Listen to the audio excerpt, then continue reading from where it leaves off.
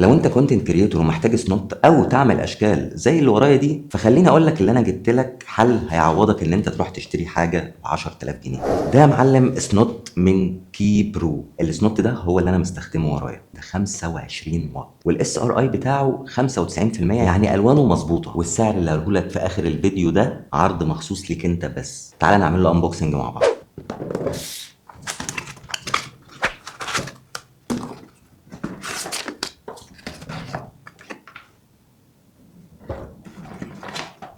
كابل تايب سي طبعا،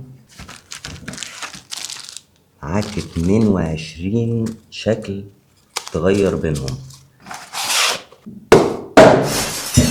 الشنطه بتاعته شيك. هو ده الجهاز يا جماعه، في العدسه الفوكس وانت بتشغل. تاني حاجه هتدوس ضغطه طويله هينور معاك. اوه، ده النور الورم، بعد كده ازرق، بعد كده ابيض، بعد كده احمر.